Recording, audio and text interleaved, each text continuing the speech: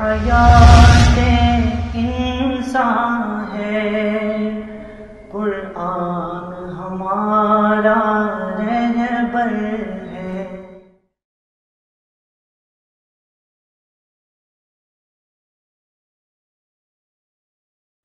بسم اللہ الرحمن الرحیم، نحمده ونصلی علی رسولہ الکریم، اما بعد۔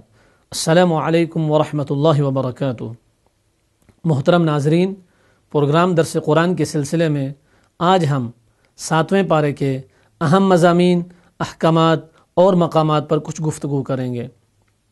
7ویں پارے کی ابتدا میں اللہ رب العزت فرماتے ہیں وَإِذَا سَمِعُوا مَا أُنزِلَ إِلَى الرَّسُولِ تَرَىٰ أَعْيُنَهُمْ تَفِيضُ مِنَ الدَّمْعِ مِمَّا عَرَفُوا مِنَ الْحَقِّ یقولون ربنا آمنا فاکتبنا مع الشاہدین۔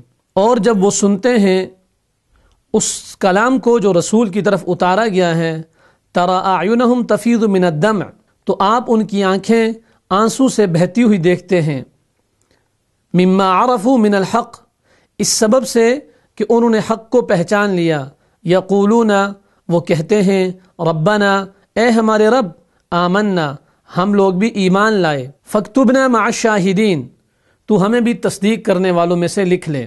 اس آیت کی تفسیر میں مفسرین نے لکھا ہے کہ یہ آیت حبشہ کے عیسائیوں کے بارے میں نازل ہوئی، اور یہ بات بھی ہمیں معلوم ہے کہ مسلمان 2 دفعہ حبشہ کی طرف ہجرت کر کے گئے۔ حبشہ میں اس وقت عیسائی حکومت تھی، اور نجاشی کا لقب پانے والا اصحمہ نامی حکمران تھا۔ حضور نبی اکرم صلی اللہ علیہ وسلم نے صحابی رسول حضرت عامر بن امیہ رضی اللہ تعالی عنہ کو اپنا مکتوب نامہ لکھ کر اصحمہ کے نام بھیجا۔ حضرت عامر بن امیہ رضی اللہ تعالی عنہ نے جب وہ خط حبشہ کے بادشاہ اصحمہ نجاشی کو پیش کیا تو اس نے وہ خط پڑھا۔ خط پڑھنے کے بعد اس نے مسلمانوں کو اپنے دربار میں آنے کی دعوت دی۔ اس دوران اس نے اپنے علماء کو بھی بلا لیا۔ جب مسلمان اور عیسائی حاضر ہو گئے تو اصحمہ نے کچھ سوالات جوابات کیے۔ اس دوران حضرت جعفر طیار رضی اللہ تعالی عنہ، جو حضور صلی اللہ علیہ وسلم کے چچا زاد اور حضرت علی کرم اللہ وجہہ کے حقیقی بھائی تھے، ان سے قرآن پڑھنے کا کہا۔ حضرت جعفر طیار رضی اللہ تعالی عنہ نے سورہ مریم پڑھنا شروع کی، اور جب سورہ مریم پڑھتے ہوئے حضرت عیسیٰ علیہ السلام کی اعجازی ولادت اور ان کی انوکھی پیدائش کا تذکرہ آیا تو عیسائی حیران رہ گئے، اور مجلس میں بیٹھے ہوئے تقریباً اکثر لوگ رونا شروع ہو گئے۔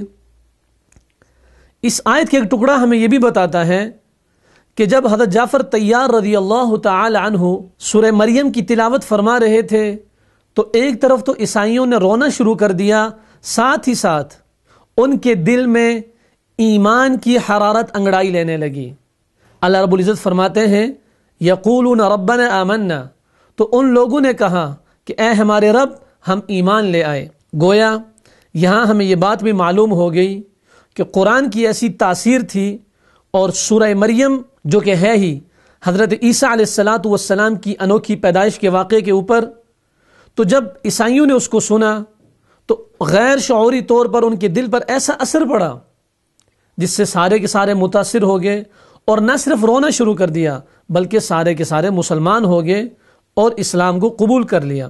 روایات کے اندر آتا ہے کہ نبی اکرم صلی اللہ علیہ وسلم نے اسی نجاشی بادشاہ کی جب موت کی خبر سنی تو صحابہ کرام رضی اللہ عنہم اجمعین سے فرمایا کہ حبشے میں تمہارے بھائی کا انتقال ہو گیا ہے، جبکہ دیگر روایات سے یہ بات بھی ملتی ہے کہ نبی اکرم صلی اللہ علیہ وسلم نے ان کا غائبانہ جنازہ بھی پڑھا۔ حدیث میں آتا ہے کہ ایک شخص نبی اکرم صلی اللہ علیہ وسلم کی خدمت میں حاضر ہوا اور آ کر کہنے لگا کہ جب میں گوشت کھاتا ہوں تو نفسانی خواہشات کا میرے اوپر غلبہ ہو جاتا ہے، اس لیے میں نے اپنے اوپر گوشت حرام کر دیا ہے۔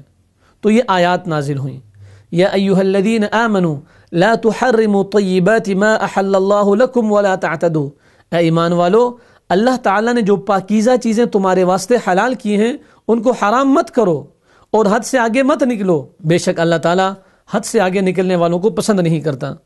ایک دوسرا واقعہ بھی یہاں لکھا ہوا ہے کہ حضرت عثمان ابن مظعون رضی اللہ تعالی عنہ نے اپنی بیوی سے کنارہ کشی اختیار کر لی تھی۔ تو حضور نبی اکرم صلی اللہ علیہ وسلم نے ان کو بھی بلا کر روکا۔ محترم ناظرین، اس آیت سے ہمیں یہ بات معلوم ہو گئی کہ اگر کوئی شخص کسی چیز کو اپنے اوپر حرام کر لے تو وہ حرام نہیں ہو جاتی۔ ہاں البتہ ایک بات ضرور ہے کہ بیوی کے معاملات کچھ اس کے مسائل علیحدہ ہیں جو فقہ کی کتابوں میں تفصیل سے مذکور ہیں کہ اگر کوئی آدمی اپنی بیوی کو یہ کہہ لے کہ تو میرے اوپر حرام ہے تو اس کے پھر مستقل احکامات ہیں۔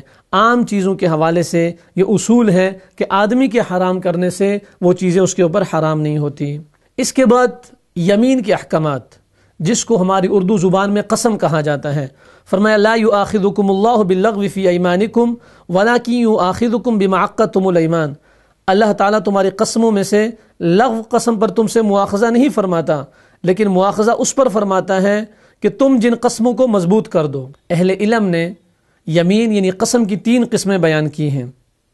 یمین لغو، جو انسان کی عام عادت اور طبیعت ہوتی ہے، قسم سے یہ بات ہوئی، قسم سے فلاں بات ہو گئی، کہ سابقہ کسی بات کے اوپر قسم کھائی، وہ تو اس کو صحیح سمجھ رہا تھا لیکن واقعہ اس کی رائے یا اس کی سوچ کے برعکس تھا، لیکن یہ اپنے ذہن سے جھوٹ نہیں بول رہا، یہ اپنی نیت سے تو سچ بول رہا ہے لیکن حقیقت کچھ اور تھی، تو اس پر کوئی گناہ نہیں ہے۔ اللہ رب العزت فرماتے ہیں لا یؤاخذکم اللہ، اللہ رب العزت ایسی قسموں پر کوئی مواخذہ نہیں کریں گے۔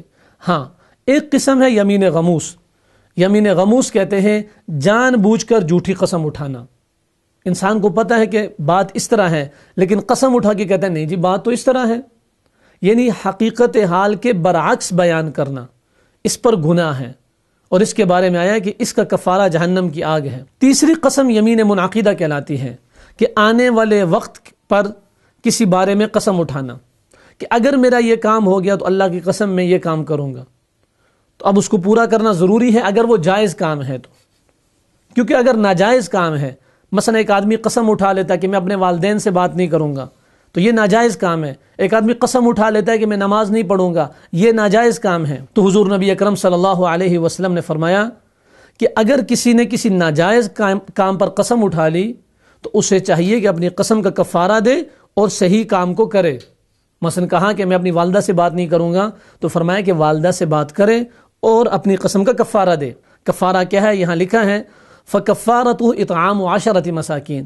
ایک آدمی اپنی قسم کو توڑ دیتا ہے، کہا تھا کہ میں یہ کام نہیں کروں گا لیکن پھر وہ کام کر دیا، تو فرمایا 10 مسکینوں کو کھانا کھلانا ہے۔ 10 مسکینوں کو 2 وقت کا۔ کون سا کھانا کھلانا ہے؟ فرمایا جو متوسط سا کھانا ہوتا ہے۔ اہل علم فقہا نے اس کی بڑی آسان ترتیب بتائی ہے کہ جو صدقہ فطر کی مقدار ہوتی ہے وہ 1 مسکین کے 2 وقت کا کھانا ہو جاتا ہے۔ مثلا اگر ہمارے ہاں صدقہ فطر کی مقدار 100 روپیہ ہے تو 10 مسکینوں کو کھانا کھلانا 1000 روپیہ بن جاتا ہے۔ گویا کہ موجودہ زمانے کے لحاظ سے اگر دیکھا جائے تو ایک قسم توڑنے پر 1000 روپیہ اللہ کے راستے میں اہل علم کی رائے کے مطابق اس کے مصارف میں دینا پڑے گا۔ اگر ایک آدمی 10 مسکینوں کو کھانا نہیں کھلا سکتا تو فرمایا او کسوتہم، یا ان کو کپڑا پہنا دینا، ان کے لیے کپڑے کا بندوبست کرنا، او تحریر رقبہ، یہ ایک غلام آزاد کرنا۔ فرمایا فمن لم یجد، اور اگر کوئی آدمی ان میں سے کسی کی بھی استطاعت نہیں رکھتا فصیام 3 ایام، تو 3 دن کے روزے ہیں۔ محترم ناظرین، اس کے بعد شراب کی یقینی اور قطعی حرمت کا فیصلہ۔ یا ایھا الذین آمنوا انما الخمر والمیسر والانصاب والازلام رجس من عمل الشیطان فاجتنبوه لعلکم تفلحون۔ شراب، جوا اور چند پرانی روایتی مکروہات، رسمیں، ان کے بارے میں اللہ رب العزت نے فرما دیا رجسن، یہ ساری کی ساری چیزیں گندگی میں سے ہیں، من عمل الشیطان، اور شیطانی کام ہیں، فجتنبوہ، ان سے بچو، لعلکم تفلحون، تاکہ تم کامیاب ہو جاؤ۔ محترم ناظرین، جیسے کہ پہلے دروس کے اندر بھی یہ بات گزری کہ شراب کی حرمت ایک بار نہیں آئی بلکہ ترتیب کے ساتھ آئی۔ یہ آخری مرحلہ ہے جہاں اللہ رب العزت نے واضح طور پر بتا دیا کہ شراب گندی ہے، نجس ہے، اور یہ شیطان کے عمل میں سے ہے، اور یہ اس کا تیسرا اور حتمی حکم تھا۔ بعض لوگ کہہ دیتے ہیں کہ کہاں لکھا ہوا ہے کہ شراب حرام ہے؟ تو نعوذ باللہ، یہاں تو صریح یہ بات لکھی ہوئی ہے کہ شراب ایک پلید چیز ہے، ایک گندی چیز ہے، ایک ناپاک چیز ہے اور شیطانی کام ہے۔ اللہ رب العزت تو یہ فرما رہے ہیں شراب کے بارے میں، اس کا مطلب صاف یہ نکلتا ہے کہ جو لوگ یہ کہتے ہیں کہ شراب کی حرمت ہمیں تو قرآن میں نظر نہیں آتی، تو نعوذ باللہ ان کے کہنے کا مطلب یہ ہے کہ اللہ کے ہاں پلید چیز بھی جائز ہے اور اللہ کے ہاں شیطانی کام بھی جائز ہے۔ جب اللہ رب العزت نے تصریح کے ساتھ فرما دیا کہ شراب پلید ہے اور گندی ہے اور شیطانی عمل ہے، تو اس کا لازمی نتیجہ یہی ہے کہ یہ ناجائز اور حرام ہے اور اللہ سے دور کرنے والی چیز ہے۔ نبی اکرم صلی اللہ علیہ وسلم نے فرمایا کہ شراب برائیوں کی جڑ ہے جو مختلف برائیوں، زنا اور دوسری چیزوں کا سبب بنتی ہے۔ اللہ رب العزت اس سے بچنے کی توفیق نصیب فرمائے۔ اس کے بعد امتحان کی ایک ہلکی سی شکل بتائی، اور وہ یہ کہ ہر انسان کو اس کی محبوب چیز کے ذریعے سے آزمایا جاتا ہے۔ عربوں کے ہاں شکار بڑی مرغوب چیز تھی، بہت اس کو پسند کیا جاتا تھا، اور عرب بہت دور دور تک جاتے تھے شکار کھیلنے کے لیے، جیسے کہ عربوں کی تاریخ سے جو لوگ واقف ہو اس بات کو جانتے ہیں۔ تو یہاں ان کے اوپر امتحان، آزمائش اللہ کی طرف سے فرمایا کہ حالت احرام میں تم نے شکار نہیں کرنا، اور یوں فرمایا کہ اللہ رب العزت نے تم کو آزمایا ہے، لہٰذا جو احرام کی حالت میں بھی شکار کرے گا تو وہ اللہ کے امتحان میں گویا کہ ناکام ہو گیا۔ اس لیے اہل علم نے لکھا ہے کہ احرام کی حالت میں شکار کھیلنا ناجائز اور حرام ہے۔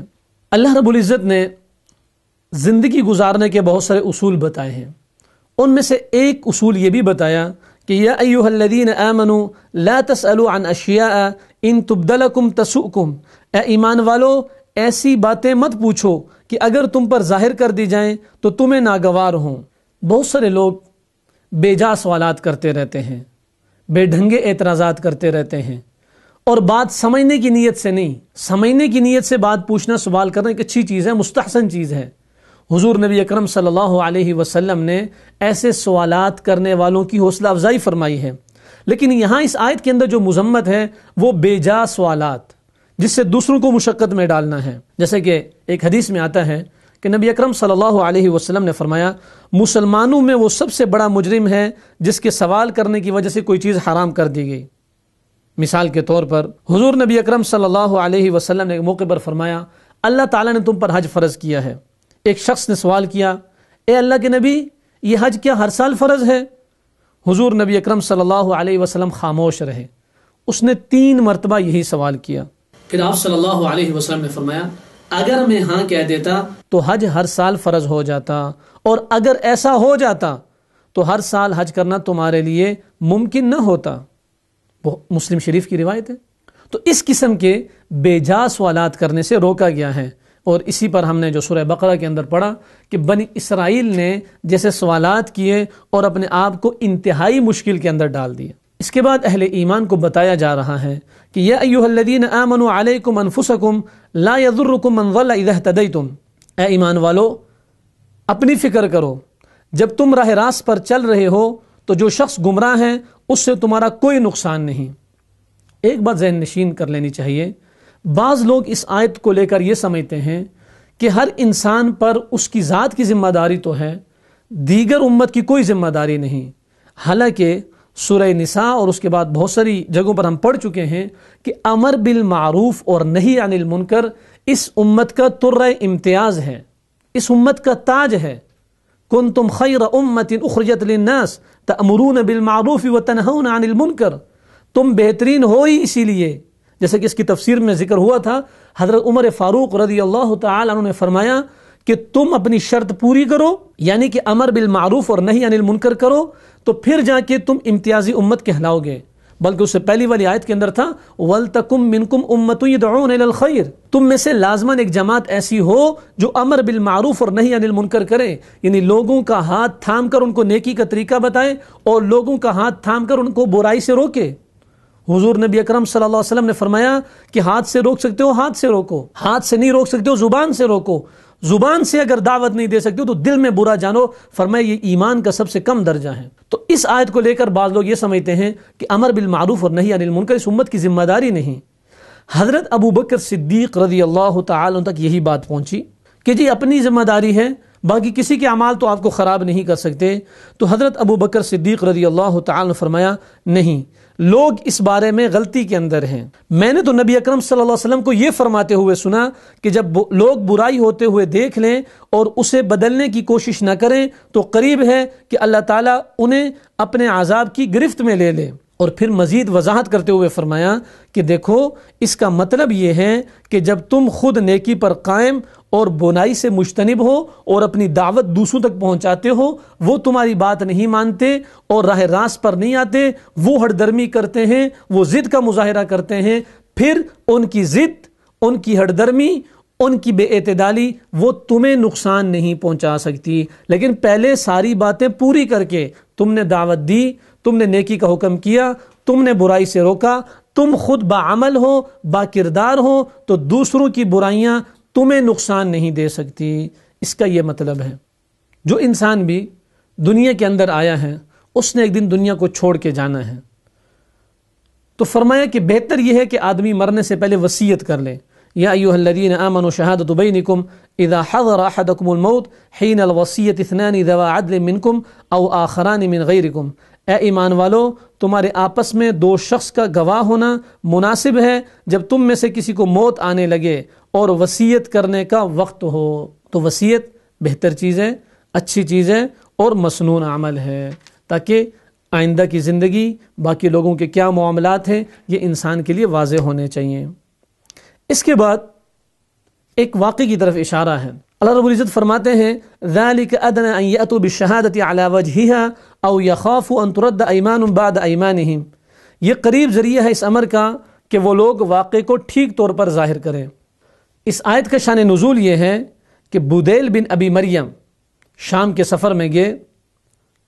جب آپ سفر کر رہے تھے اس دوران آپ کی طبیعت ناساز ہو گئی اور آپ کو محسوس ہونے لگا کہ شاید آپ واپس اپنے گھر نہ پہنچ سکیں۔ آپ نے اپنے ساتھ سفر کرنے والے دو عیسائیوں سے کہا کہ میرا کچھ سامان ہے، یہ سامان میرے گھر والوں تک پہنچا دینا۔ آپ نے اس سامان کے اندر ایک چاندی کا پیالہ بھی رکھا۔ ان عیسائیوں نے یہ کیا کہ باقی سامان تو گھر والوں تک پہنچا دیا، لیکن وہ پیالہ بیچ کر پیسے آپس میں تقسیم کر لیے۔ ہوا یوں کہ بدیل بن ابی مریم نے جب یہ سامان رکھا تھا اور پیالہ رکھا تھا تو اس کے ساتھ سامان کی فہرست بھی بنا کر رکھ دی تھی۔ اب لکھنا، وصیت کرنا کتنی بہترین چیز ہے۔ ان عیسائیوں نے باقی سامان تو گھر پہنچا دیا لیکن وہ پیالہ نہ پہنچا۔ جب فہرست نکالی گئی تو پیالہ کم تھا، تحقیقات ہوئیں، ان سے پوچھا گیا تو انہوں نے قسم اٹھا لی کہ ہمیں تو اس کے بارے میں علم نہیں ہے۔ اللہ رب العزت نے ان کے جھوٹ کو وحی کے ذریعے سے ظاہر کر دیا کہ یہ لوگ اپنی بات میں جھوٹے ہیں، اور فرمایا اس طرح کی جھوٹے قسمیں نہیں کہانی چاہیے، بلکہ انسان کے اوپر جو ذمہ داری ڈلے اس کو احسن طریقے سے نبھانا چاہیے۔ اس کے بعد حضرت عیسیٰ علیہ السلام کو اللہ رب العزت نے بعض خاص صفات نصیب فرمائی تھی۔ فرمایا اذ قال اللہ یا عیسی ابن مریم اذکر نعمتی علیک وعلی والدتک، کہ یاد کرو اس وقت کو جب اللہ رب العزت نے عیسیٰ بن مریم سے کہا کہ میری اس نعمت کو یاد کرو جو نعمت میں نے تیرے اوپر کی اور تیری والدہ یعنی مریم بنت عمران پر کی۔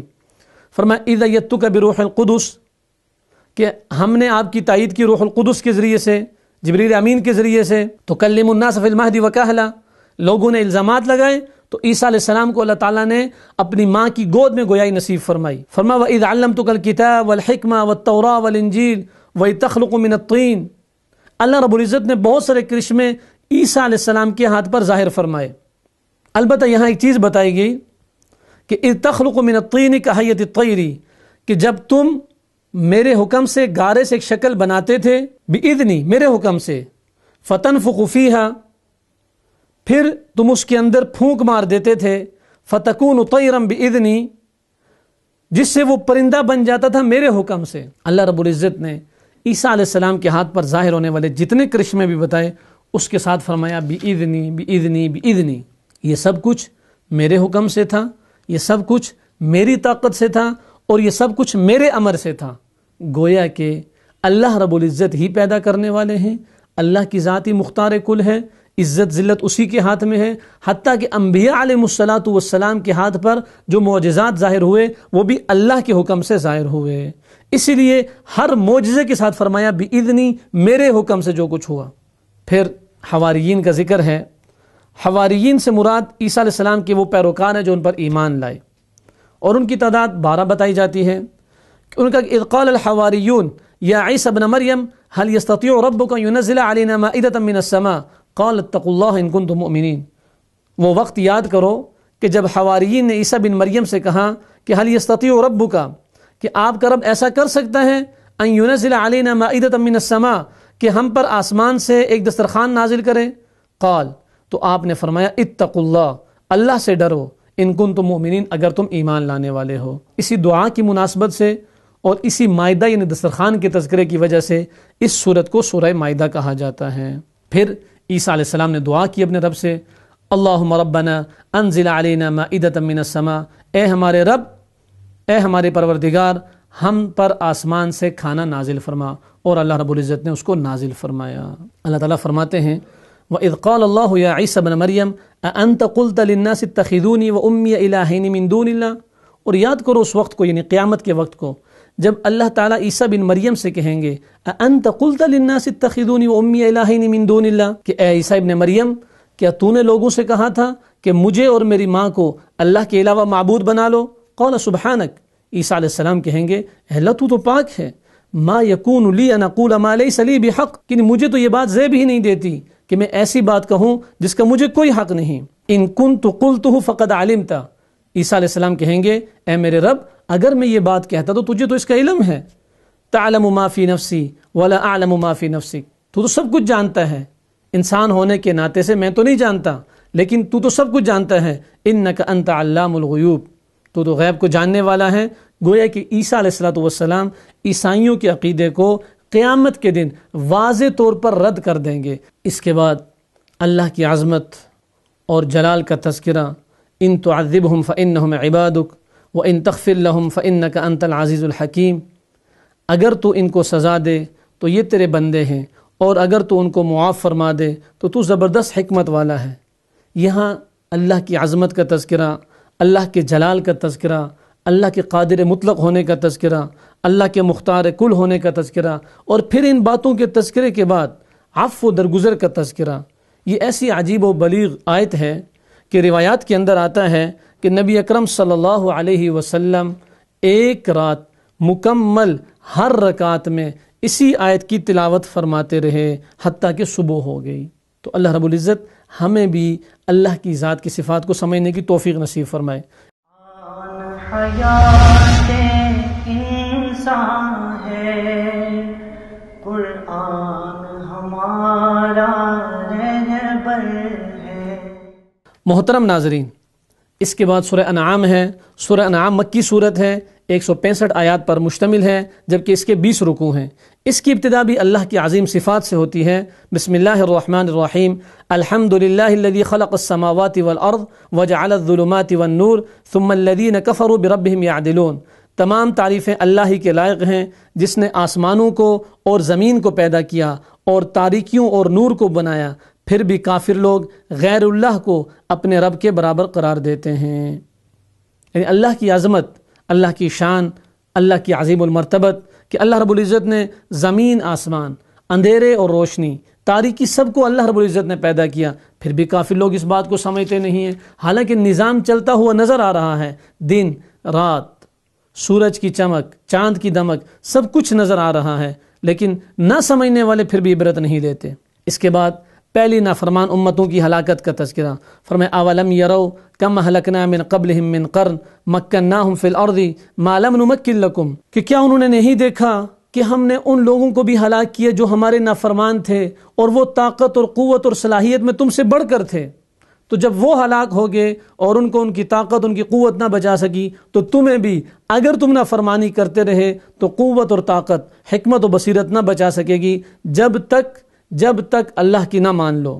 اس کے اندر یہ بات بھی یاد رکھنی چاہیے کہ کسی قوم کی محض مادی ترقی اور ظاہری خوشحالی سے یہ نہیں سمجھ لینا چاہیے کہ وہ بہت کامیاب و کامران ہے، بلکہ اصل چیز اللہ کی اطاعت اور فرما برداری ہے. جو اس پر جتنی سختی سے قائم ہے وہ اس قدر کامیاب ہے. وَقَالُوا لَوْلَا أُنزِلَ عَلَيْهِ مَلَكٌ اور یہ لوگ یوں کہتے ہیں کہ ان کے پاس کوئی فرشتہ کیوں نہیں اتارا گیا. یعنی گویا کہ جیسے کہ آج کل بھی بعض نادان مسلمان یہ سمجھتے ہیں کہ رسول ہونے کے لیے نور ہونا ضروری ہے. تو وہ کافر بھی یہی کہنے لگے کہ بشریت یہ تو نبوت کے منافی ہے، کسی نورانی مخلوق کو آنا چاہیے تھا، فرشتے کو آ جانا چاہیے تھا۔ حالانکہ اللہ رب العزت جب اپنا احسان جتلاتے ہیں تو کیا فرماتے ہیں؟ لقد من اللہ علی المؤمنین اذ بعث فیہم رسولا من انفسہم، اللہ نے ایمان والوں پر احسان کیا کہ انہی میں سے رسول بھیجا۔ اگر فرشتے کو بھیج دیا جاتا تو ان کا تو اپنا مزاج ہے، نہ کھانا نہ پینا نہ سونا، پھر ان کے ساتھ چلنا اور ان کے مطابق اپنی زندگی کو ڈھالنا نہ صرف مشکل بلکہ محال ہو جاتا۔ اس لیے اللہ نے احسان کیا کہ انسانوں میں سے ہی نبی بنا کر بھیجا۔ حضور نبی اکرم صلی اللہ علیہ وسلم کو تسلی دی جا رہی ہے، وَلَقَدِ اسْتُهْزِئَ بِرُسُلٍ مِّن قَبْلِكَ فَحَاقَ بِالَّذِينَ سَخِرُوا مِنْهُم مَّا كَانُوا بِهِ يَسْتَهْزِئُونَ، اور واقعی آپ سے پہلے جو پیغمبر ہوئے ہیں ان کا بھی مذاق اڑایا گیا، پھر جن لوگوں نے ان سے مذاق کیا تھا ان کو اس عذاب نے آ گھیرا جس کا وہ تمسخر اڑاتے تھے۔ تو گویا کہ یہ آپ کے ساتھ نہیں بلکہ آپ سے پہلے والے بھی انبیاء علیہ السلام کا مذاق اڑایا گیا۔ اس کے بعد ہمارے لیے بڑی تسلی کی آیت ہے، فرمایا قُلْ لِمَن مَّا فِي السَّمَاوَاتِ وَالْأَرْضِ، آپ کہہ دیجئے کہ جو کچھ زمین اور آسمان میں موجود ہے یہ سب کس کی ملکیت ہے؟ قُلْ لِلَّهِ، آپ کہہ دیجئے سب اللہ کی ملکیت ہے۔ كَتَبَ عَلَى نَفْسِهِ الرَّحْمَةَ، اس نے اپنے اوپر لازم فرما لیا ہے مہربانی کو اور رحمت کو، یعنی اللہ رب العزت نے انسانوں کے اعتبار سے رحمت کو اپنے اوپر لازم فرما دیا۔ اسی وجہ سے حدیث شریف کے اندر آتا ہے، نبی اکرم صلی اللہ علیہ وسلم نے فرمایا کہ جب اللہ تعالیٰ نے مخلوق کو پیدا فرمایا تو عرش پر یہ لکھ دیا، ان رحمتی تغلب غضبی، یقیناً میری رحمت میرے غضب پر غالب ہے۔ اور ایک جگہ فرمایا قرآن میں، وَرَحْمَتِي وَسِعَتْ كُلَّ شَيْءٍ، میری رحمت نے ہر چیز کو گھیرا ہوا ہے۔ اس کے بعد اللہ رب العزت نے مزید اپنی صفات بیان فرمایا وَإِن يَمْسَسْكَ اللَّهُ بِضُرٍّ فَلَا كَاشِفَ لَهُ إِلَّا هُوَ، اور اگر تجھ کو اللہ تعالیٰ کوئی تکلیف پہنچائے تو اس کا دور کرنے والا سوائے اللہ کے کوئی نہیں۔ وَإِن يَمْسَسْكَ بِخَيْرٍ، اور اگر تجھ کو اللہ تعالیٰ کوئی نفع پہنچائے فَهُوَ عَلَى كُلِّ شَيْءٍ قَدِيرٌ، تو وہ ہر چیز پر قادر ہے۔ وَهُوَ الْقَاهِرُ فَوْقَ عِبَادِهِ، اور وہی اللہ اپنے بندوں کے اوپر غالب اور برتر ہے۔ وَهُوَ الْحَكِيمُ الْخَبِيرُ، اور بڑی حکمت والا اور بڑا باخبر ہے۔ انسان کو سمجھا دیا اور انسان کو بتا دیا جو کچھ مانگنا ہو اسی سے مانگا جائے، جب بھی کوئی مشکل آئے اسی کو پکارا جائے۔ فرمایا وَمِنْهُم مَّن يَسْتَمِعُ إِلَيْكَ وَجَعَلْنَا عَلَىٰ قُلُوبِهِمْ أَكِنَّةً أَن يَفْقَهُوهُ وَفِي آذَانِهِمْ وَقْرًا، فرمایا مشرکین قرآن کریم تو سنتے ہیں لیکن مقصد طلب ہدایت نہیں ہے، اس لیے کوئی فائدہ نہیں ہوتا۔ دین کا نصیحت کا فائدہ اس کو ہوتا ہے جو طلب سے، تڑپ سے اور اپنے آپ کو محتاج بنا کر سنے، ورنہ فرمایا ان چیزوں کا فائدہ کوئی نہیں۔ وَهُمْ يَنْهَوْنَ عَنْهُ وَيَنْأَوْنَ عَنْهُ وَإِن يُهْلِكُونَ إِلَّا أَنفُسَهُمْ وَمَا يَشْعُرُونَ، اور یہ لوگ اس سے دوسروں کو بھی روکتے ہیں، یعنی نبی اکرم صلی اللہ علیہ وسلم کی طرف اشارہ ہے، نبی اکرم صلی اللہ علیہ وسلم سے دوسروں کو بھی روکتے ہیں اور خود بھی اس سے دور رہتے ہیں۔ وَإِن يُهْلِكُونَ إِلَّا أَنفُسَهُمْ، اور یہ لوگ اپنے ہی کو تباہ کر رہے ہیں، وَمَا يَشْعُرُونَ، اور ان کو کچھ خبر بھی نہیں۔ یعنی یہ دوسروں کو بھی نبی اکرم صلی اللہ علیہ وسلم سے کافر لوگ روکتے ہیں اور قریب نہیں جانے دیتے، لوگوں سے کہتے ہیں ساحر ہے، جادوگر ہے اور تمہارے اوپر بھی جادو کر دے گا۔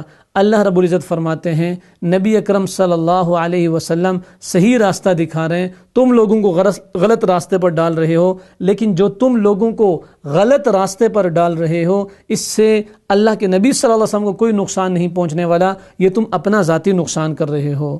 کافر لوگ کہتے ہیں وَقَالُوا إِنْ هِيَ إِلَّا حَيَاتُنَا الدُّنْيَا وَمَا نَحْنُ بِمَبْعُوثِينَ، بس یہ دنیا کی زندگی ہے، ہمیں دوبارہ نہیں اٹھایا جائے گا۔ اللہ رب العزت ان کے غلط عقیدے کا جواب دیتے ہیں وَلَوْ تَرَىٰ إِذْ وُقِفُوا عَلَىٰ رَبِّهِمْ، اور اگر آپ اس وقت دیکھیں جب یہ اپنے رب کے سامنے کھڑے کیے جائیں گے، قَالَ أَلَيْسَ هَٰذَا بِالْحَقِّ، اللہ رب العزت پوچھیں گے کہ ہاں اس کا انکار کرتے تھے، اب نظر آ گیا کیا یہ حق ہے یا نہیں؟ قَالُوا بَلَىٰ، وہ کہیں گے بالکل ایسا ہی ہے، وَرَبِّنَا، اور قسم ہے ہمیں اپنے رب کی۔ قال فذوقوا العذاب بما کنتم تکفرون، اب ماننے کا کوئی فائدہ نہیں۔ اللہ رب العزت فرماتے ہیں جب وہ اپنی زبانوں سے اقرار کریں گے اور اپنے سامنے سب کچھ دیکھ لیں گے اور پھر کہیں گے کہ بالکل بالکل یہ تو حق ہے، لیکن چونکہ اصل میں حق کو ماننا، دین کو ماننا، اسلام کو تسلیم کرنا، اللہ رب العزت کی وحدانیت کا اقرار کرنا، یہ سب چیزیں نفع دیتی ہیں دنیا میں، قیامت کے بعد یا قیامت کے وقت ان کو مان لینے کا کوئی فائدہ نہیں۔ اللہ رب العزت فرماتے ہیں وہاں مان تو لیں گے لیکن میرا حکم کیا ہوگا؟ فذوقوا العذاب بما کنتم تکفرون، اب جو عذاب آیا ہے اس کو چکھو، جو کچھ کرتے رہے اس کا انجام یہی ہے۔ فرمایا انبیاء علیہ الصلاۃ والسلام جتنے بھی بھیجے گئے، وما نرسل المرسلین الا مبشرین ومنذرین، تو وہ دو کام کیا کرتے تھے۔ جو لوگ اطاعت گزار تھے ان کو خوشخبری سناتے تھے، ومنذرین، اور جو لوگ نافرمان تھے ان کو ڈراتے تھے۔ فمن آمن واصلح، فرمایا جو کوئی ایمان لے آیا اور اس نے اپنی درستگی کر لی، فرمایا فلا خوف علیہم ولا هم یحزنون، اس کو آئندہ کے لیے نہ کوئی خوف ہوگا اور نہ ماضی کی چیزوں کا کوئی دکھ ہوگا۔ والذین کذبوا بآیاتنا، اور اس کے مقابلے میں جن لوگوں نے ہماری نشانیوں کو جھٹلا دیا اور دین کو چھوڑ دیا، یمسهم العذاب بما كانوا یفسقون، ان کو عذاب آ کر رہے گا اس فسق کی وجہ سے، اس برائی کی وجہ سے، اس گناہ کی وجہ سے جو وہ کیا کرتے تھے۔ اور پھر اللہ رب العزت نے غریب، مساکین اور محتاج لوگوں کے لیے خصوصی ہدایات دی۔ فرمایا ولا تطرد الذین یدعون ربهم بالغداة والعشی یریدون وجہہ، اور ان لوگوں کو نہ نکالیے جو صبح و شام اپنے پروردگار کی عبادت کرتے ہیں۔ چونکہ مشرکین یہ طعنہ دیا کرتے تھے یا مطالبہ کرتے تھے، اے محمد صلی اللہ علیہ وسلم تمہارے ارد گرد تو غرباء اور فقراء کا ہی ہجوم رہتا ہے، ذرا انہیں ہٹاؤ تو ہم بھی تمہارے پاس بیٹھیں گے، ان غریبوں کو دور کرو، پھر ہم تو سردار لوگ ہیں، ہم تو بڑے لوگ ہیں، ہم تو قبیلوں والے ہیں، قوم والے ہیں، ان کو ذرا دور کرو، پھر ہم تمہاری بات سنیں گے، تمہارے پاس آ کے بیٹھیں گے۔ اللہ رب العزت نے روک دیا، فرمایا غریب، یتیم، بے سہارا اور کمزور مسلمان اگرچہ وہ تعداد میں کم ہوں، ایک ہی کیوں نہ ہو، ان ہزاروں کافروں سے بہتر ہے جو ظاہری شان و شوکت رکھتے ہیں۔ اللہ کے حبیب صلی اللہ علیہ وسلم کو واضح حکم دیا گیا کہ ان کو اپنے پاس سے نہیں اٹھانا۔ پھر اللہ رب العزت نے بتا دیا قل انی نہیت ان اعبد الذین تدعون من دون اللہ، آپ کہہ دیجئے مجھے اس سے روک دیا گیا ہے کہ عبادت کرو جن کو تم اللہ کے علاوہ چھوڑ کر، جن کو تم بلاتے ہو، جن کو تم پکارتے ہو، جن کی تم عبادت کرتے ہو۔ فرمایا قل لا اتبع اہواءکم، آپ کہہ دیجئے کہ میں تمہاری خواہشات کی اتباع نہیں کر سکتا کہ جیسے تم بتاتے جاؤ میں کرتا جاؤں۔ قد ضللت اذا وما انا من المہتدین، اگر ایسا ہو جائے تو پھر تو میں خود راہ راست سے ہٹ جاؤں گا اور پھر میں تو خود راہ راست پر نہ رہوں گا۔ یہ اصل میں امت کو بتایا گیا ہے۔ حضور نبی اکرم صلی اللہ علیہ وسلم کی رہنمائی تو اللہ رب العزت براہ راست فرما رہے تھے، لیکن امت کو بتایا گیا ہے کہ اگر نبی اور امام الانبیاء والمرسلین کافروں کی خواہشات کے پیچھے چل پڑتے تو وہ بھی راہ راست سے ہٹ جاتے۔ تو امت کو بھی خیال رکھنا چاہیے، اپنے آپ کو سنبھال کے رکھنا چاہیے۔ کافر لوگ نبی اکرم صلی اللہ علیہ وسلم سے کہتے تھے کہ اگر تم سچے ہو تو جلدی جلدی ہم پر عذاب بھیجو۔ اللہ کے نبی صلی اللہ علیہ وسلم نے صراحتاً بتا دیا قل لو ان عندي ما تستعجلون به لقضي الامر بيني وبينكم والله اعلم بالظالمين، آپ کہہ دیجئے اگر میرے پاس وہ چیز ہوتی جس کا تم تقاضا کر رہے ہو تو میرا اور تمہارا فیصلہ جلد ہی ہو جاتا۔ یعنی عذاب دینے کا اختیار یہ اللہ رب العزت نے اپنے پاس رکھا ہے۔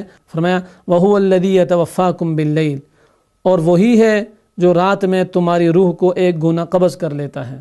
یہاں بھی جیسے کہ پہلے تذکرہ ہوا کہ وفات کا لفظ نیند کے لیے استعمال ہوا ہے۔ وَهُوَ الْقَاهِرُ فَوْقَ عِبَادِي وَيُرْسِلُ عَلَيْكُمْ حَفَظًا حَتَّى إِذَا جَاءَ أَحَدَكُمُ الْمَوْتُ تَوَفَّتْهُ رُسُلُنَا وَهُمْ لَا يُفَرِّطُونَ، کہ جب موت کا وقت آتا ہے فرشتے آتے ہیں، ذرا بھی کمی کوتاہی نہیں کرتے اور اللہ کے حکم سے روح قبض کر لیتے ہیں۔ پھر ہوتا کیا ہے ثُمَّ رُدُّوا إِلَى اللَّهِ مَوْلَاهُمُ الْحَقِّ، پھر سب اپنے مالک حقیقی کے پاس لائے جاتے ہیں یا لائے جائیں گے۔ الا لہ الحکم، فرمایا کہ اسی کا فیصلہ اصل اور اٹل ہوتا ہے۔ وہو اسرع الحاسبین، اور وہ بہت جلد حساب لے لے گا۔ اس لیے تیاری رکھنی چاہیے، ہر وقت تیار رہنا چاہیے۔ مزید فرمایا وَإِذَا رَأَيْتَ الَّذِينَ يَخُوضُونَ فِي آيَاتِنَا فَأَعْرِضْ عَنْهُمْ حَتَّى يَخُوضُوا فِي حَدِيثٍ غَيْرِهِ، اور جب آپ ان لوگوں کو دیکھیں جو ہماری آیات میں عیب جوئی کر رہے ہیں تو ان لوگوں سے کنارہ کش ہو جائیں۔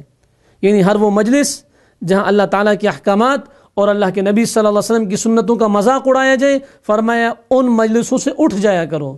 پہلی بات یہ ہے ان کو روک دیا کرو تاکہ وہ اللہ اور اللہ کے نبی صلی اللہ علیہ وسلم کا مذاق نہ اڑا سکیں۔ لیکن اگر کوئی ایسا کر رہا ہے فرمایا ایسی مجلسوں سے کنارہ کشی اختیار کر لو، اور ایسی مجلسوں میں بیٹھنا گویا کہ اللہ کے دین کی توہین میں ان کے ساتھ شریک ہونا ہے۔ تو ایسے دوستوں کے ساتھ، ایسی مجالس میں جہاں اللہ کی، اللہ کے نبی کی، اللہ کے قرآن کی اور نبی اکرم صلی اللہ علیہ وسلم کی سنت کی، اہل علم کی توہین ہو رہی ہو، فرمایا ایسی مجالس سے کنارہ کشی اختیار کر لینی چاہیے۔ فرمایا وَذَرِ الَّذِينَ اتَّخَذُوا دِينَهُمْ لَعِبًا وَلَهْوًا وَغَرَّتْهُمُ الْحَيَاةُ الدُّنْيَا وَذَكِّرْ بِهِ أَن تُبْصَلَ نَفْسٌ بِمَا كَسَبَتْ لَيْسَ لَهَا مِن دُونِ اللَّهِ وَلِيٌّ وَلَا شَفِيعٌ۔ اور ایسے لوگوں سے بالکل کنارہ کش رہیں جنہوں نے اپنے دین کو کھیل تماشا بنا رکھا ہے اور انہیں دنیاوی زندگی نے دھوکے میں ڈال رکھا ہے اور بس کھیل تماشا ہی اسی کو ہی سب کچھ سمجھتے ہیں، بلکہ فرمایا اصل آخرت کی تیاری ہے، اور مسلمان کی شان یہ ہے کہ وہ ہر وقت آخرت کی تیاری میں رہتا ہے۔ اس کے بعد ابراہیم علیہ السلام کا واقعہ ہے، اور دراصل یہ ابراہیم علیہ السلام نے اپنی قوم کو سمجھانے کے لیے ایک ترتیب سے بات کی۔ فرمایا وَإِذْ قَالَ إِبْرَاهِيمُ لِأَبِيهِ آزَرَ أَتَتَّخِذُ أَصْنَامًا آلِهَةً إِنِّي أَرَاكَ وَقَوْمَكَ فِي ضَلَالٍ مُبِينٍ۔ جب ابراہیم علیہ السلام نے اپنے والد آزر سے کہا أَتَتَّخِذُ أَصْنَامًا آلِهَةً کہ والد صاحب کیا آپ بتوں کو معبود قرار دیتے ہیں؟ انی اراک وقومک فی ضلال مبین، میں آپ کو اور آپ کی قوم کو واضح گمراہی میں دیکھ رہا ہوں۔ بعض لوگوں کی رائے ہے کہ ابراہیم علیہ السلام کے یہ چچا تھے، لیکن چونکہ قرآن تصریح سے کہہ رہے ہیں کہ ابراہیم علیہ السلام کے والد کا نام آزر تھا، لہٰذا ہم یہی سمجھتے ہیں کہ ابراہیم علیہ السلام کے والد کا نام ہی آزر تھا، اور ابراہیم علیہ السلام کا یہ والد بت تراش تھا، بت فروش تھا، بت بناتا بھی تھا اور بتوں کی خرید و فروخت بھی کیا کرتا تھا۔ ابراہیم علیہ السلام نے فرمایا اللہ کو چھوڑ کر بتوں کی پوجا کرنا، اللہ کو چھوڑ کر بت بنانا، فرمایا واضح اور صریح گمراہی ہے۔ پھر ابراہیم علیہ السلام کا ایک مکالمہ مذکور ہے جس کا مقصود معبودان باطلہ کی تردید ہے۔ فرمایا فلما جن علیہ اللیل رأى کوكبا قال هذا ربی فلما افل قال لا احب الافلین۔ جب رات کی تاریکی چھا گئی تو انہوں نے ستارے کو دیکھا تو کہا کہ یہ میرا رب ہے۔ جب اس کی روشنی مدھم ہو گئی فرمایا یہ کیسی چیز ہے؟ پھر فلما رأى القمر بازغا قال هذا ربی، پھر جب چاند کو چمکتا ہوا دیکھا تو کہا یہ میرا رب ہے۔ فلما افلا، جب وہ بھی غروب ہو گیا تو کیا فرمایا لئن لم يهدني ربی لأكونن من القوم الضالین، یہ تو میرے رب نے میری رہنمائی کی، ورنہ میں تو غلط راستے پر چلا گیا تھا کہ چاند کو معبود بنا لیا تھا۔ پھر اس سے بڑی چیز کو دیکھا فلما رأى الشمس بازغة قال هذا ربی هذا اکبر، جب سورج کو چمکتے ہوئے دیکھا کہا یہ بہت بڑا ہے، یہ رب ہوگا۔ فلما افلت، جب وہ بھی غروب ہو گیا تو قال یا قوم انی بریء مما تشرکون، تو کہہ دیا اے میری قوم تم جو شرک کرتے ہو، کبھی چاند کو رب کہتے ہو، کبھی ستارے کو رب کہتے ہو، کبھی سورج کو رب کہتے ہو، فرمایا میں اس سے بری ہوں۔ یہ مکالمہ ابراہیم علیہ السلام نے اپنی قوم کو سمجھانے کے لیے کیا کہ سورج کی روشنی ختم، چاند کی روشنی ختم، ستاروں کا غروب ہونا، روشنی کا مدھم ہونا، یہ ان باتوں کی دلیل ہے کہ یہ چیزیں کمزور ہیں، کسی اور کی محتاج ہیں، کسی اور کی تابع ہیں، اور رب وہ ہوتا ہے جو کسی کے تابع نہیں ہوتا، جس کی عظمت واضح ہوتی ہے۔ انی وجہت وجہی للذی فطر السماوات والارض حنیفا وما انا من المشرکین، فرمایا میں نے اپنا رخ اس ذات کی طرف پھیر لیا ہے جس نے زمینوں اور آسمانوں کو پیدا کیا اور یکسو ہو کر، اور میں شرک کرنے والوں میں سے نہیں ہوں۔ اس کے بعد انبیاء علیہ السلام تقریباً 18 انبیاء علیہ السلام کا تذکرہ آیا، حضرت ابراہیم علیہ السلام کا، حضرت ایوب علیہ السلام کا، حضرت سلیمان علیہ السلام کا، حضرت داؤد علیہ السلام کا، حضرت یوسف علیہ السلام کا، حضرت زکریا علیہ السلام کا، حضرت یحییٰ، حضرت عیسیٰ، حضرت الیاس، حضرت اسماعیل، حضرت یسع، حضرت یونس اور حضرت لوط علیہم السلام کا تذکرہ آیا۔ اور پھر اللہ رب العزت نے فرمایا وَكُلًّا فَضَّلْنَا عَلَى الْعَالَمِينَ، اور ان سب کو ہم نے جہان والوں پر فضیلت دی تھی۔ یہ بات سمجھا دی کہ انبیاء علیہ السلام سے مخلوق میں کوئی بندہ بھی افضل نہیں ہو سکتا، لہٰذا جن لوگوں کا یہ عقیدہ ہے کہ ان کے امام چاہے وہ کوئی بھی ہو کہ وہ فلاں نبی سے افضل ہیں، جیسے بعض لوگ کہتے ہیں حضرت علی رضی اللہ تعالیٰ ابراہیم سے افضل ہیں، آدم سے افضل ہیں، تو اللہ رب العزت نے تردید فرما دی کہ انبیاء علیہ السلام کو ہم نے مخلوق میں سب سے زیادہ فضیلت دی ہوئی ہے، ان سے افضل کوئی بھی نہیں ہو سکتا۔ اس کے بعد یہ بات بتائی کہ سب سے بڑا ظلم کیا ہے، فرمایا ومن اظلم ممن افترى علی اللہ کذبا، اس شخص سے زیادہ ظالم کون ہوگا جو اللہ تعالیٰ پر جھوٹی تہمت لگائے، او قال اوحی الی، یا وہ یہ کہے کہ مجھ پر وحی آتی ہے، ولم یوحى الیہ شیء، حالانکہ اس پر کوئی وحی نہیں آتی۔ تو ہمارے بھی دیار میں بہت سارے لوگوں نے کہا کہ ہمارے اوپر وحی آتی ہے، حالانکہ ان کے اندر نبی ہونے والی کوئی صفت نہیں تھی۔ اللہ کے حبیب صلی اللہ علیہ وسلم نے فرمایا انا خاتم النبیین، میں نبیوں کے سلسلے کا آخری نبی ہوں. اللہ تعالیٰ فرماتے اس سے بڑا جھوٹا آدمی کوئی نہیں ہے جو اللہ پر جھوٹ باندھتا ہے. اللہ پر جھوٹ کیا ہے کہ وہ کہتے ہیں میرے اوپر وحی آتی ہے، حالانکہ اللہ نے اس پر کوئی وحی نازل نہیں فرمائی. فرمایا اپنے آپ کو سمجھاؤ، اپنے آپ کو صحیح راستے پر ڈالو، ان قریب ایک وقت آنے والا ہے. وَلَقَدْ جِئْتُمُونَا فُرَادًا كَمَا خَلَقْنَاكُمْ أَوَّلَ مَرَّةٍ وَتَرَكْتُمْ مَا خَوَّلْنَاكُمْ وَرَاءَ ظُهُورِكُمْ، اور تم سب کے سب لوگ ہمارے پاس تنے تنہا آؤ گے، لشکر لے کر، فوج لے کر نہیں، سب کو علیحدہ علیحدہ حساب دینا پڑے گا. اللہ تعالیٰ نے پھر اپنی عظمت بیان کی، ان اللہ فالق الحب والنوا یخرج الحی من المیت ومخرج المیت من الحی ذالکم اللہ فانا تؤفکون. فرمایا بے شک اللہ تعالیٰ دانے کو اور گٹھلیوں کو پھاڑنے والا ہے، وہ جاندار کو بے جان سے نکال لاتا ہے اور وہ بے جان کو جاندار سے نکالنے والا ہے. اللہ تعالیٰ یہ ہے، سو تم کہاں الٹے چلے جا رہے ہو؟ بے جان سے جاندار کو، انڈے سے بچہ مرغی زندہ نکلتی ہے، اور جاندار سے بے جان کو، مرغی سے انڈا بے جان نکلتا ہے. تو یہ سب کچھ کرنے والی ذات، گٹھلی کو پھاڑنے والی ذات، انسان الٹی گٹھلی پھینکتا ہے، اللہ رب العزت سیدھا تنا اوپر لے کے آتا ہے. فرمایا کون کرنے والا ہے؟ اللہ کی ذات ہے. فالق الاصباح، وہ صبح کا نکالنے والا. وجعل اللیل سکنا والشمس والقمر حسبانا، اور اس نے رات کو راحت کی چیز بنایا اور سورج اور چاند کو حساب سے رکھا ہے. رات کو اللہ نے راحت، آرام اور سکون کا ذریعہ بنایا. رات کو جاگنا، دن کو سونا، یہ خلاف معمول ہے، خلاف فطرت ہے، خلاف اصول ہے. اور پھر اللہ رب العزت نے مزید اپنی صفات کا تذکرہ کیا. فرمایا بدیع السماوات والارض، آسمانوں اور زمینوں کا موجد وہی ہے، کوئی اس کا شریک نہیں، ہر چیز پر وہ قادر ہے. وہو بکل شیء علیم، وہ ہر چیز کو جاننے والا ہے. ذالکم اللہ ربکم، یہ ہے اللہ تعالیٰ تمہارا رب. لا الہ الا ہو، اس کے علاوہ کوئی معبود نہیں. خالق کل شیء، ہر چیز کو پیدا کرنے والا. فاعبدوہ، جب یہ ساری صفات اس کی ہیں تو اس کی عبادت کرو. وہو علی کل شیء وکیل، اور وہ ہر چیز کا کارساز ہے. لا تدرکہ الابصار، فرمایا اس کو نگاہیں نہیں پا سکتی. وہو یدرک الابصار، اور وہ سب نگاہوں کا احاطہ کر لیتا ہے. وہو اللطیف الخبیر، اور وہی بڑا باریک بین باخبر ہے. فرمایا اتبع ما اوحی الیک من ربک، آپ خود اس راستے پر چلتے رہیں جو آپ کی طرف وحی کی جاتی ہے. لا الہ الا ہو، اس اللہ کے علاوہ کوئی معبود برحق نہیں. وَأَعْرِضْ عَنِ الْمُشْرِكِينَ، اور مشرکین سے اعراض کیجئے. اور پھر فرمایا وَنُقَلِّبُ أَفْئِدَتَهُمْ وَأَبْصَارَهُمْ كَمَا لَمْ يُؤْمِنُوا بِهِ أَوَّلَ مَرَّةٍ وَنَذَرُهُمْ فِي طُغْيَانِهِمْ يَعْمَهُونَ، اور ہم بھی ان کے دلوں کو اور ان کی نگاہوں کو پھیر دیں گے جیسا کہ یہ لوگ اس پر پہلی دفعہ ایمان نہیں لائے، اور ہم ان کو ان کی سرکشی میں حیران رہنے دیں گے.